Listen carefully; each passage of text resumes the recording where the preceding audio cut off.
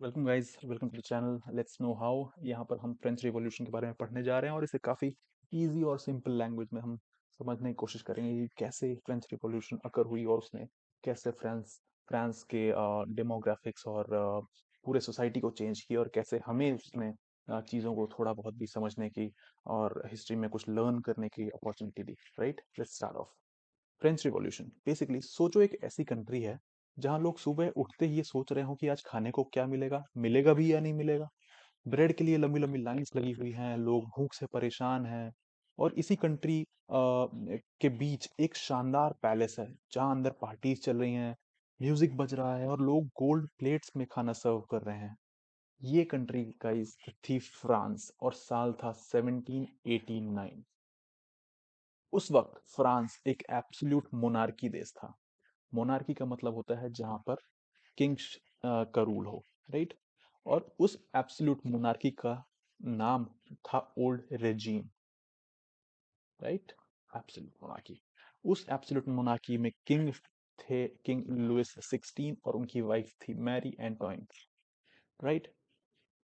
King Louis 16 के ही पास थी कि वो लॉ बना सकता था, टैक्सेस लगा सकता था और लोगों को जेल भी भेज सकता था।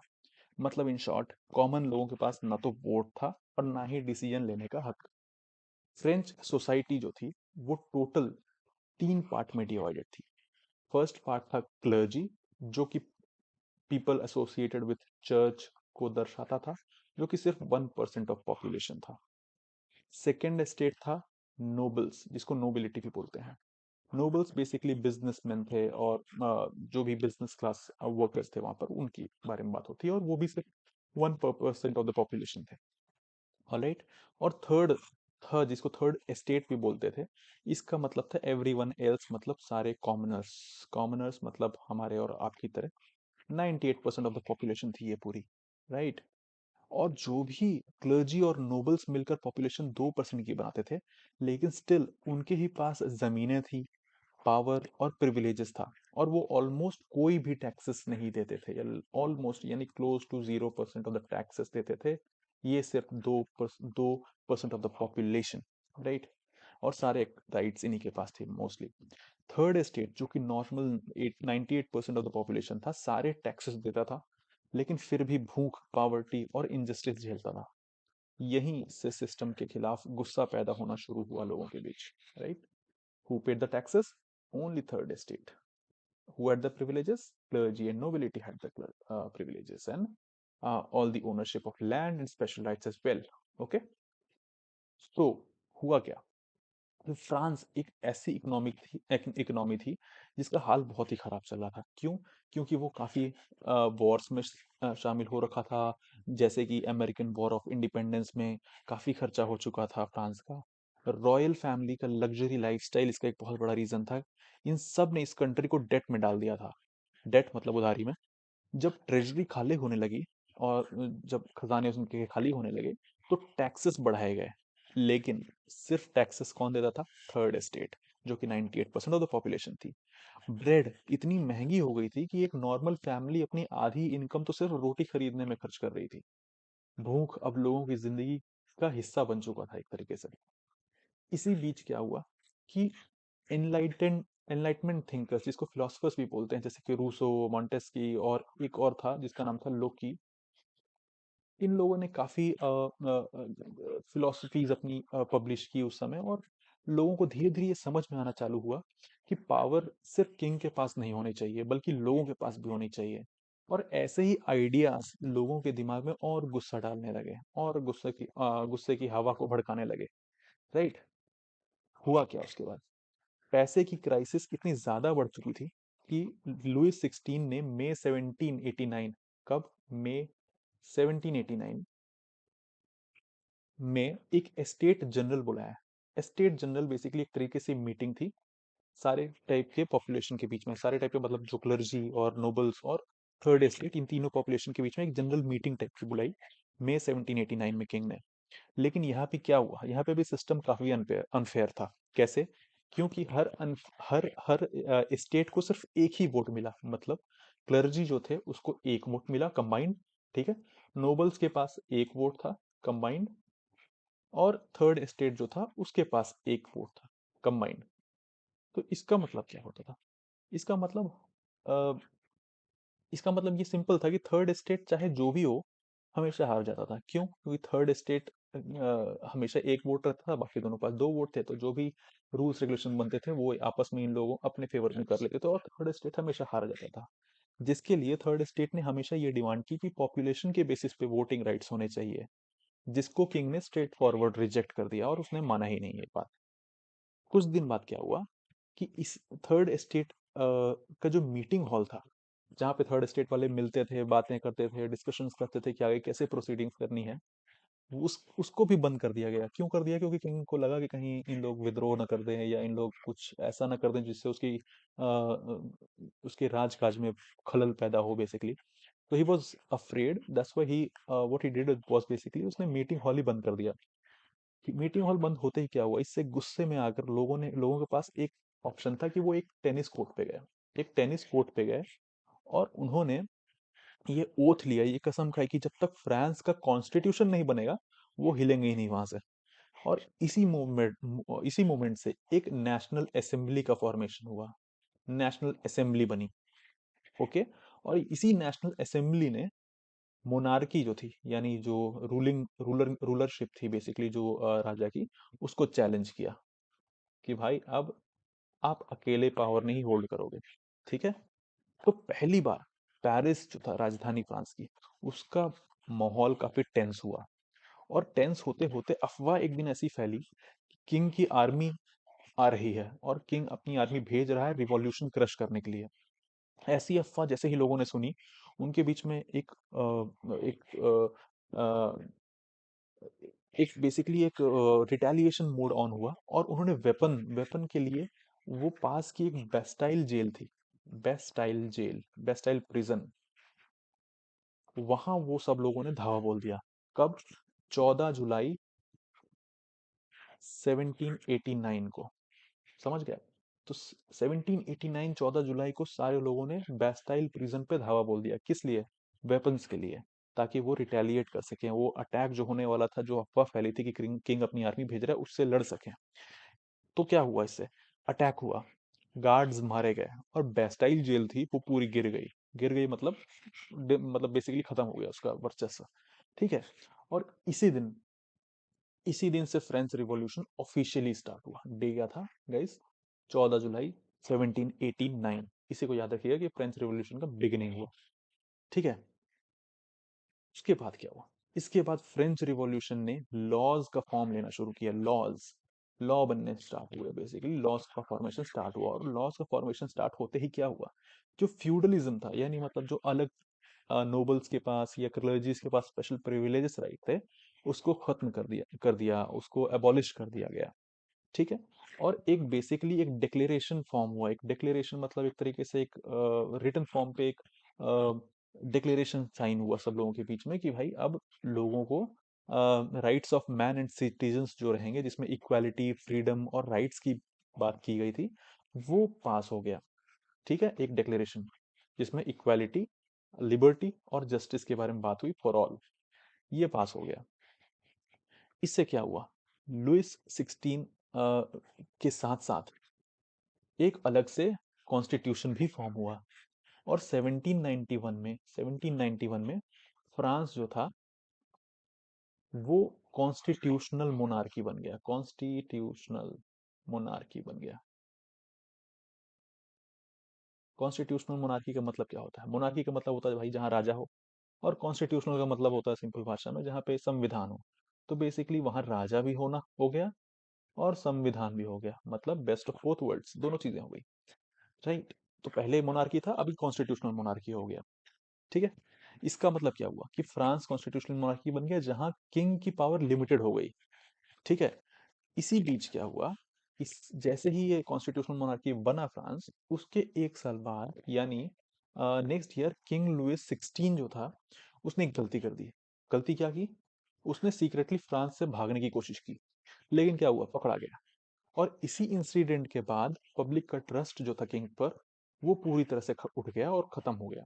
और 1792 में मोनार्की जो थी वो एबॉलिश हो गई, मोनार्की को पूरी तरह से खत्म ही कर दिया गया।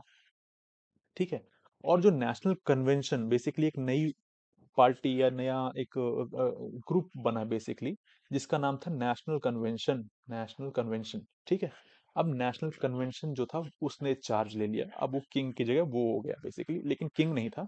तो अब हुआ क्या, कॉन्स्टिट्यूशन के पास तो ऑलरेडी था, मोनार्की खत्म हो गई।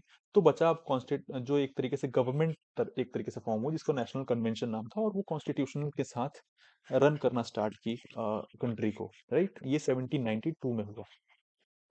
लेकिन सबसे पहला नेशनल कन्वेंशन ने क्या डिसीजन लिया, सब उसने 1792 में 1793 में बेसिकली ये डिसीजन लिया नेशनल कन्वेंशन ने, कि किंग लुइस 16 और बाद में उसकी क्वीन मैरी एंटोइन दोनों को एग्जीक्यूट कर दिया। एग्जीक्यूट करने का ये डिसीजन ले लिया, मतलब दोनों को मरवा दिया, सिंपल। जनवरी 1793 में किंग लुइस 16 को, और मैरी एंटोइन जो उसकी वाइफ थी उसको अक्टूबर 1793 में एग्जीक्यूट करवा दिया। और उससे, और एग्जीक्यूट भी ऐसे नहीं करवाया कि नॉर्मली, गिलेटाइन से करवाया। गिलेटाइन मतलब क्या होता है, ये आपने पायरेट्स ऑफ कैरिबियन मूवी में देखा होगा ना, सर हट काट देता है बेसिकली इसके अंदर डाल के। तो वो करवा दिया सीधा दोनों हस्बैंड वाइफ को। और ये करवाया किसने, नेशनल कन्वेंशन ने। जबकि नेशनल कन्वेंशन एक बेसिकली किंग नहीं था, वो एक पार्टी थी, एक इलेक्टेड मेंबर्स की बॉडी थी, जो लोगों ने आपस में लोगों को सेलेक्ट करके बनाई थी। स्टिल उसने ऐसा क्रूर डिसीजन लिया, ऑल्दो लोग इसके लिए इसको बुरा डिसीजन नहीं मानते, बट स्टिल ये हुआ। तो गिलेटिन जो थी, जो गिलेटिन थी, ये इक्विपमेंट, ये पूरे रिवॉल्यूशन का एक सिंबल बन चुका था। ठीक है। और फ्रांस का क्या हालत था उस समय, फ्रांस पर बाहर से भी अटैक हो रहे थे और अंदर से भी रिवोल्ट चल रहे थे। इसी इमरजेंसी सिचुएशन में नेशनल कन्वेंशन जो था, जो उसकी अभी करंट गवर्नमेंट टाइप की थी, नेशनल कन्वेंशन, उसने पावर दिया किसको, पावर अपनी दे दिया एक कमिटी को, जिसका नाम था committee of public safety. Public safety, ये पावर इसको इसलिए दिया गया काफी हद तक, क्योंकि ये दोनों फ्रंट से पब्लिक सेफ्टी पर ध्यान दे सके, बाहर से होने वाले अटैक्स पर भी ध्यान से दे सके, और अंदर हो रहे जो सिविल वॉर पे उस पर भी ध्यान दे सके। इसलिए कमिटी ऑफ पब्लिक सेफ्टी को पावर दी गई। किसने दिया, नेशनल कन्वेंशन ने थोड़ी पावर दी। और इसका जो लीडर था कमिटी का, कमिटी ऑफ पब्लिक सेफ्टी का, उसका नाम था रॉबेस्पियर। रॉबेस्पियर। अब भाई साहब रॉबेस्पियर यहाँ से पावर में आया, और यहीं से रिवॉल्यूशन का सबसे डार्क फेज, जिसको बोलते हैं रेन ऑफ टेरर, स्टार्ट हुआ। ये एक ही साल तक चला, 1793 से लेके 1794। रेन ऑफ टेरर के दौरान क्या हुआ, लॉजिक एकदम सिंपल था रॉबेस्पियर का, कि जो भी रिवॉल्यूशन के अगेंस्ट है वो एनिमी है, और सिर्फ डाउट के आधार पर, डाउट के बेसिस पर लोग अरेस्ट होना स्टार्ट हुए, फास्ट ट्रायल्स हुए, और हजारों लोग गिलेटाइन से एग्जीक्यूट कर दिए गए। लगभग 17,000 लोग एग्जीक्यूट किए गए इस पूरे प्रोसेस में, एक साल के अंदर अंदर। तो फ्रांस एक पूरा स्टेट ऑफ फेयर बन चुका था। State of fair, alright, state of fair बन चुका था। धीरे धीरे लोगों को लगा कि भाई रिवॉल्यूशन तो अपना रास्ता ही भटक चुका है। जुलाई 1794, जुलाई 1794 में क्या हुआ, नेशनल कन्वेंशन जिसने पावर दी थी कमिटी ऑफ पब्लिक सेफ्टी को, उसने ही क्या किया, रॉबेस्पियर को ही अरेस्ट करवा दिया। बोला कि भाई तुमने तो बहुत अति मचा दिया, अब इसी को अरेस्ट करो। तो रॉबेस्पियर हो गया अरेस्ट। रॉबेस्पियर को अरेस्ट करवाया, और साथ ही साथ क्या किया, एग्जीक्यूट भी करवा दिया। एग्जीक्यूट करवा दिया, यहाँ पे रॉबेस्पियर वॉज एग्जीक्यूटेड।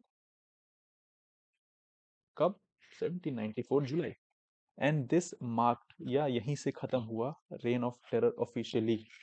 ठीक है। उसके बाद एक नई गवर्नमेंट बनी, जिसका नाम था डायरेक्टरी। डायरेक्टरी, ये एक गवर्नमेंट बनी, जैसे नेशनल कन्वेंशन था वैसे ही एक उसके बाद, मतलब एक ज्यादा अच्छी इवॉल्व फॉर्म ऑफ गवर्नमेंट बनी, जिसका नाम था डायरेक्टरी। लेकिन प्रॉब्लम ये हुआ कि एक बहुत ही वीक गवर्नमेंट, करप्ट और अनपॉपुलर गवर्नमेंट बनी है लोगों के बीच। इतनी करप्शन थी वहां की, लोगों को एक साल के अंदर ही दिख गया भाई ये तो बहुत ही घटिया है। ठीक है। तो कंट्री को एक स्ट्रॉन्ग और स्टेबल लीडरशिप चाहिए थे इस समय, जो कि डायरेक्टरी जो थी वो दे ही नहीं पा रही थी।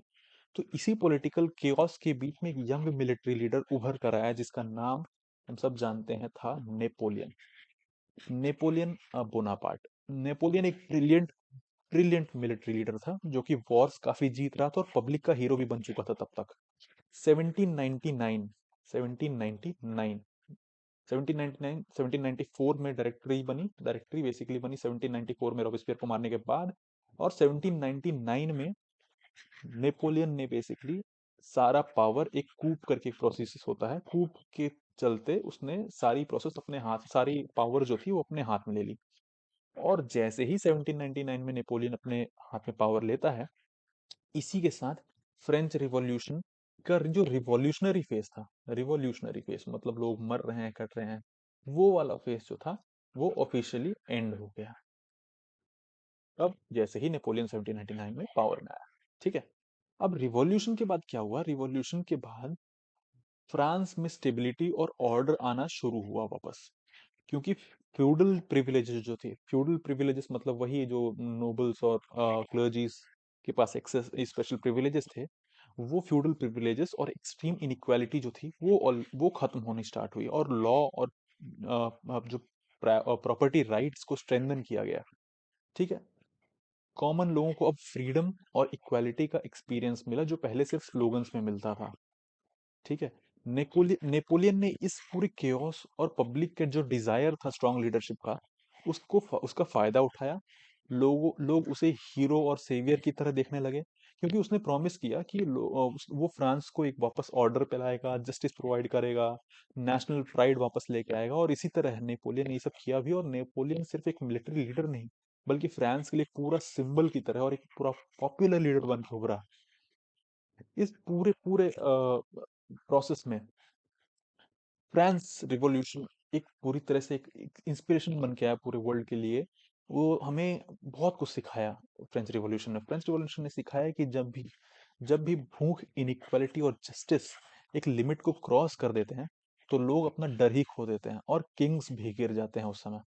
ये रिवॉल्यूशन सिर्फ फ्रांस की कहानी नहीं थी, बल्कि मॉडर्न डेमोक्रेसी, इक्वालिटी और ह्यूमन राइट्स की फाउंडेशन बन के रह उभरा, जो कि आज भी हम देख सकते हैं। क्योंकि मल्टीपल कंट्रीज डेमोक्रेसी को ज्यादा महत्व देते हैं, इसीलिए क्योंकि ऐसी सिचुएशन में कभी कोई कंट्री ना आए जैसा फ्रांस ने झेला और जिससे वो उभरा, राइट। तो यहीं पर हमारा चैप्टर खत्म होता है, फ्रेंच रिवॉल्यूशन।